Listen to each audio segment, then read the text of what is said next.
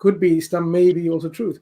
So what actually motivated finally, say that's it, of course there might be a lot of time that has passed in research and so on, but do you want to share what was the final decision that really said, that's it, Islam has to be the truth and I am going to embrace it?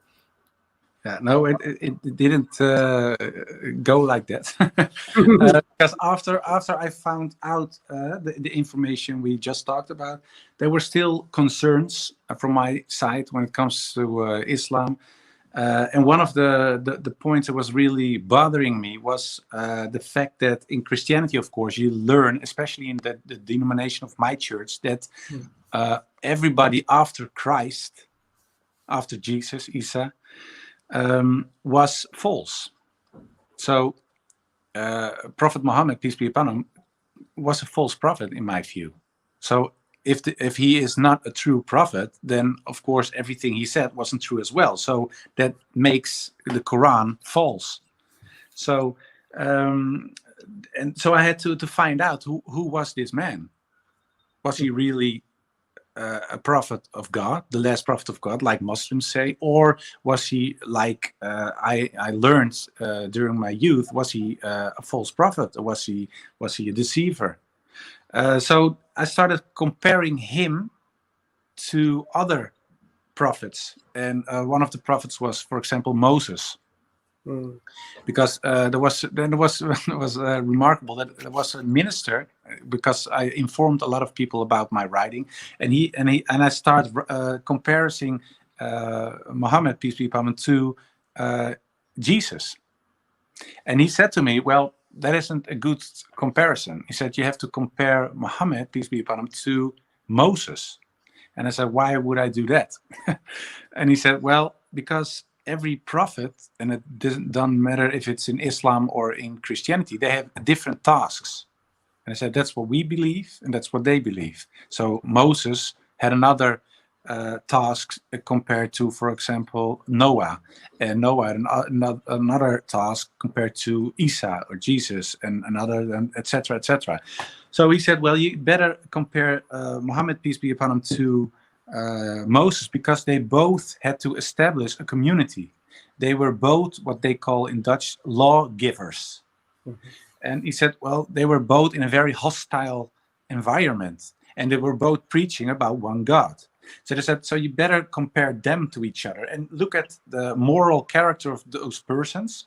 And if you find something in the character of Prophet Muhammad, peace be upon him, write it down. If you find something in the character of Moses or other prophets, Joshua, and etc., etc., write it down, and then you can compare it." So that's what I did, and I didn't find out anything bad about Prophet Muhammad, peace be upon him. I couldn't. Yeah, of course there were stories, but if you look at the context, it's like, yeah, it's exactly the same as person X or person Y. So that's the normal way of doing. And on the contrary, I found out a very warm character, a very caring, very generous, very forgiving. And especially the last part, because that's something in Christianity, they're always pushing forgiveness, like it's like it's a Christian something, a Christian concept, and that's not true, of course. And especially when I was looking at the story of Hind, then I thought, well, of course, there was a person that I don't have to explain it to you or tell you, but there was this woman, and she paid a lot of money to murder the uncle of the prophet. And the guy even got mutilated, his ears cut off, his nose, etc., etc. And it was horrible. And of course, the prophet, peace be upon him, was very sad. And the man died. So his uncle was killed by as we say now, an assassinator, an assassin. And years and years later, of course, when he got into power, Prophet Muhammad, peace be upon him, he saw Hind again, and I thought, well, okay, this is the part that he kills her, or take her captive or whatever. And then I was reading and saw, oh well, he didn't do that.